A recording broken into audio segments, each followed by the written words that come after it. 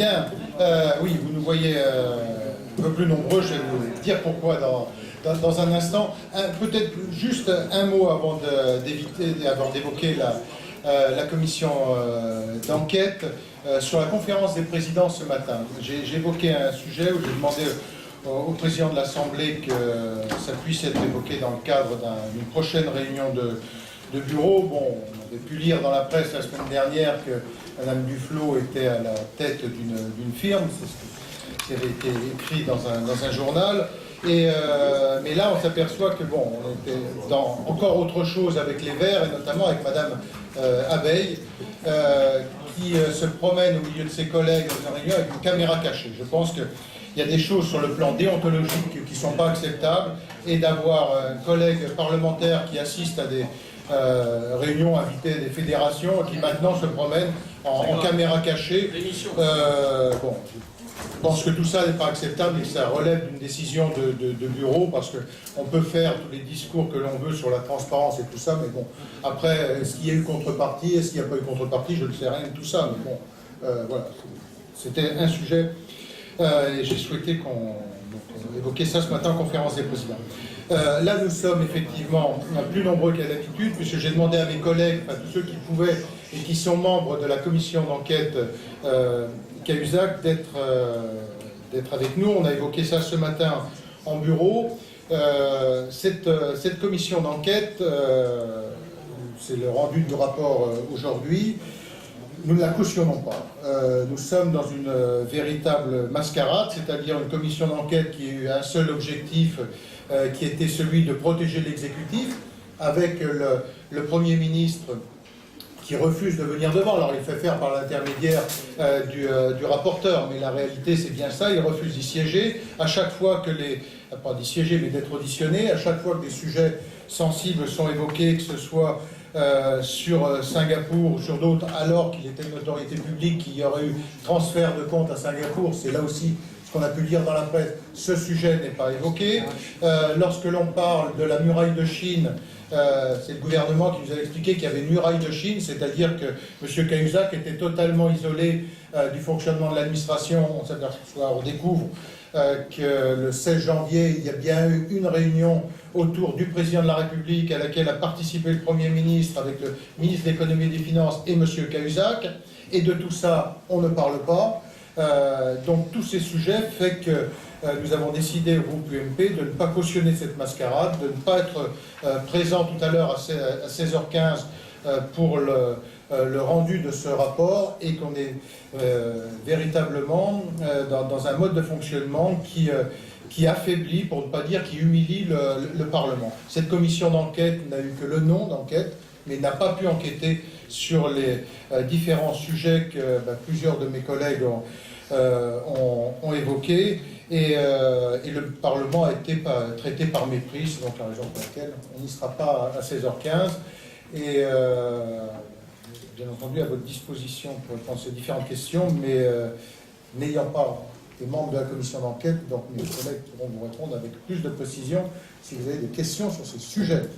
Est-ce que vous auriez souhaité qu'il y ait d'autres auditions en septembre pour faire la lumière sur la réunion du 16 janvier? Qu'est-ce qu'il aurait fallu pour que le ministre... On souhaitait que le Premier ministre soit auditionné, on l'a demandé, et il y a eu un vote qui a été organisé, il y a eu une suspension pour que la gauche s'organise, et la commission a finalement, la majorité, décide de ne pas l'auditionner, alors qu'il participait à cette réunion, selon les dire M. Moscovici. On a également demandé à ce que Mme Patricia Cahuzac soit entendue à huis clos dans la commission. Et ça a été refusé, voté 2 fois. Il y a eu 2 votes à une semaine d'intervalle, et la majorité a refusé. Qu'en est-il des experts qui se sont déplacés à Singapour? Vous les avez auditionnés à huis clos. Est-ce que vous avez eu des éclaircissements sur le montant des sommes transférées à Singapour? Et est-ce que vous pouvez nous en dire plus aujourd'hui sur cette réunion d'experts? Non, il n'y a pas eu d'experts qui a été auditionné par la commission sur Singapour. Ça, c'était les détectives privés en réalité, mais qui ne sont pas déplacés à Singapour. Donc on n'a aucune information, malgré nos demandes, sur Singapour. On n'a aucune information sur cette réunion du 16 janvier. alors que le Premier ministre était présent. Pourquoi avoir empêché la commission d'enquête d'aller jusqu'au bout? Ça prouve bien qu'il y a une volonté de protéger effectivement l'exécutif. Et la question qui se pose aujourd'hui, et ça appartient à la justice maintenant, c'est quels sont les véritables bénéficiaires de ces sommes, depuis quand, est-ce qu'il n'y a pas eu un financement politique? Ça, c'est la justice qui le déterminera.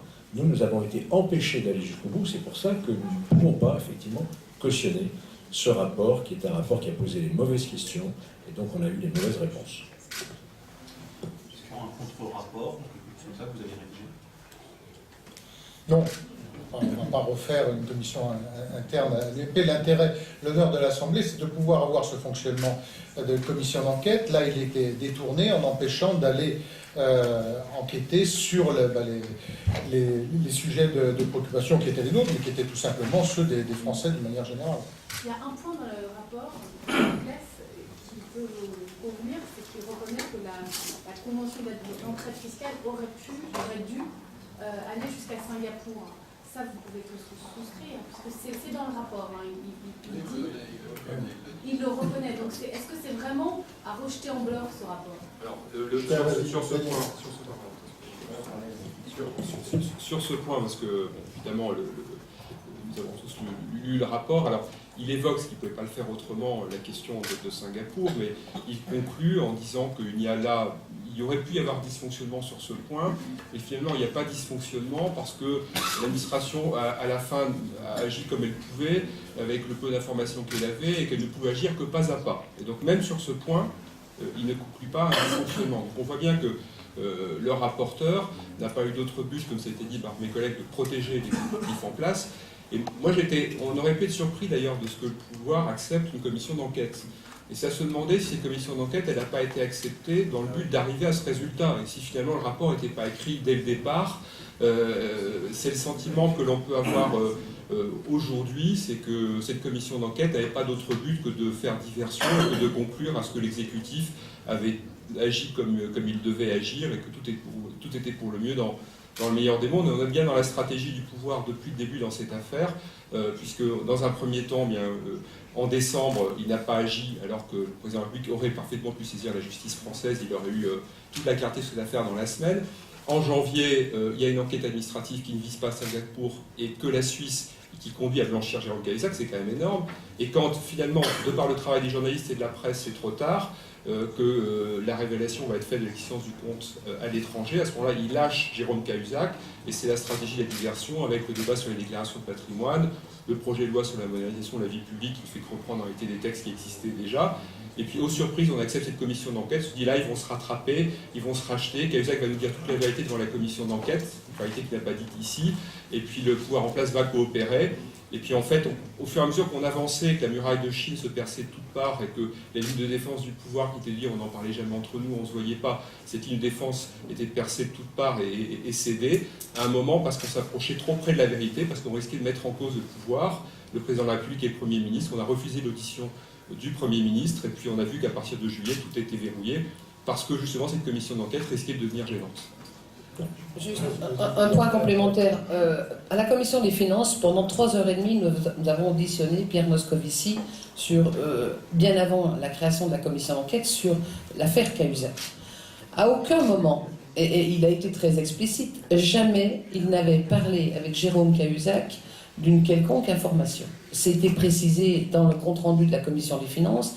Et le 16 juillet, quand il vient en audition et qu'il annonce qu'il y a une réunion, il y a bien une réunion à l'Élysée le 16 janvier, comprenez que on est persuadé d'une chose aujourd'hui, c'est parce que la presse l'avait révélé qu'il l'a avoué. Et c'est ça qui perturbe énormément. Et moi, je reste convaincue, pour avoir assisté à quasiment toutes les auditions, que le rapport de la commission d'enquête avait été commandé précisément tel qu'il est rendu aujourd'hui. C'est ça le drame de cette fin aujourd'hui qui nous laisse vraiment un sentiment d'inachevé. Vas-y, Pierre. Oui. En fait, on a été enfermé en permanence entre le 4 décembre 2012 et 17 avril 2013, donc pour vérifier si on dirait, la fonction publique a bien fonctionné. Et rapidement, il y a eu superposition avec l'enquête judiciaire. Et on voyait bien que la superposition des deux procédures n'était pas conciliable. Ça a perturbé énormément la procédure. Et en fait, les questions qu'on posait en permanence, c'était départ. L'argent, d'où vient-il? D'où vient cet argent? Et ça, c'est 1990. Comment a-t-il pu être dissimulé? On a posé des questions pour savoir qui a donné cette information, parce que d'ailleurs, il y avait un intérêt pour agir. Qui a donné ces informations à métier à part pour que ça devienne une affaire publique à ce moment très précis? Ça, c'est très important.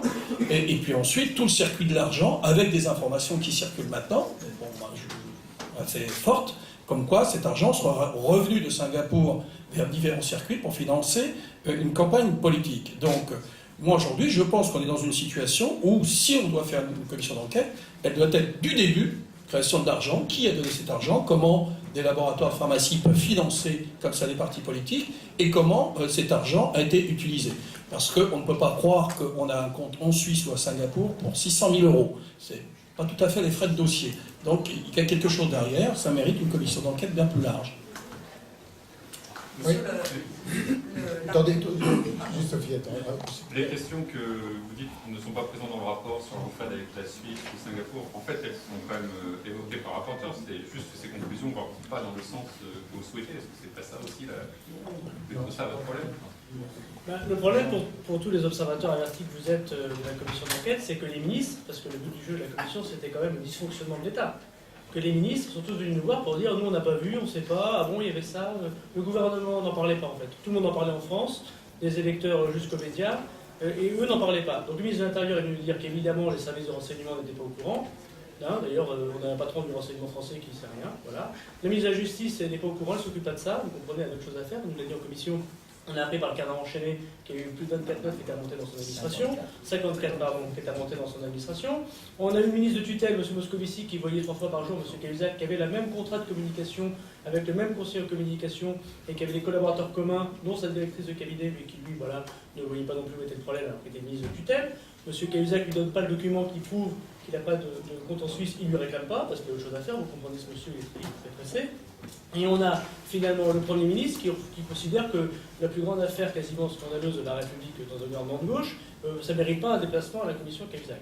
Donc on peut parler des conventions, d'ailleurs je remarque que c'est quand même Nicolas Sarkozy et la majorité présidente qui ont fait évoluer les conventions grâce à laquelle on peut un petit peu lutter contre le blanchiment et contre le crime organisé, mais on peut détailler des conventions de savoir si Singapour ou pas Singapour. Le problème, c'est quand même des ministres qui n'ont pas fait leur travail de tutelle vis-à-vis de celui qui est en plus chargé, non seulement de la fraude fiscale, mais de charger du patrimoine des autres. Donc le grand dysfonctionnement, c'est quand même au minimum un gouvernement qui ne sait rien, qui ne voit rien, et qui ne se pose pas les questions que se posent tous les Français pendant plus de 2 mois. Juste Sophie, déjà.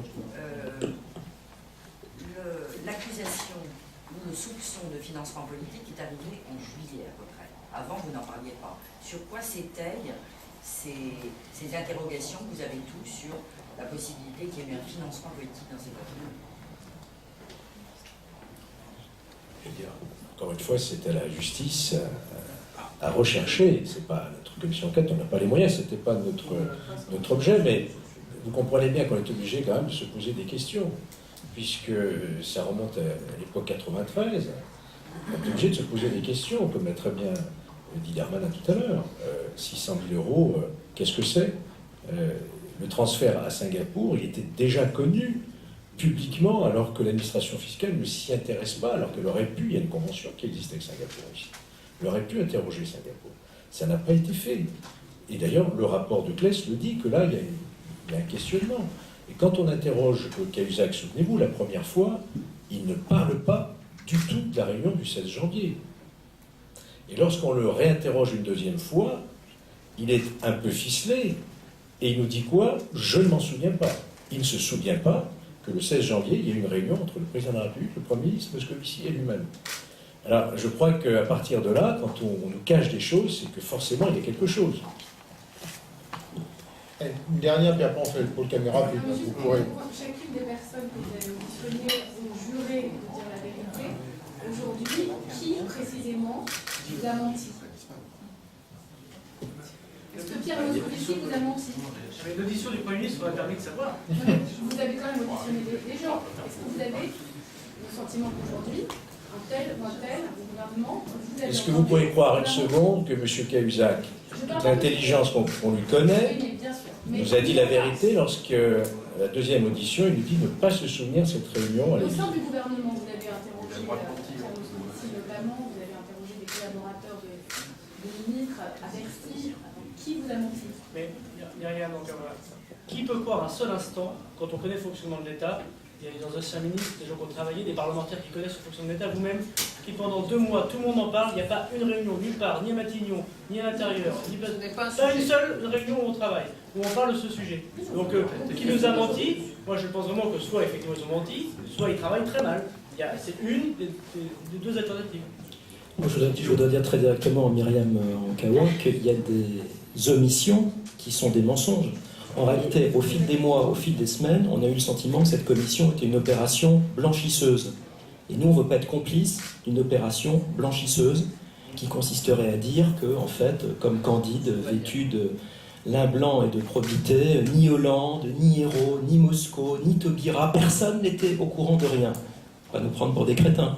C'est pour ça qu'on claque la porte de cette commission. Il ne faut pas prendre non plus les Français pour des crétins. Les Français, ils ont très bien compris qu'il y avait un petit système, PS, au sein du gouvernement, où les copains se sont mutuellement protégés. Et ça, c'est un vrai scandale démocratique. Dernière question. Le Point ce matin a annoncé que M. Balkany avait un compte en Suisse. Vous avez un commentaire à faire? Une enquête en cours. Est-ce On laisse- qu'il faut Pas vous essayer de chercher la lutte contre la fraude fiscale. Non, il n'y a pas de... Il y a une enquête. Est-ce qu'il faudrait une commission d'enquête?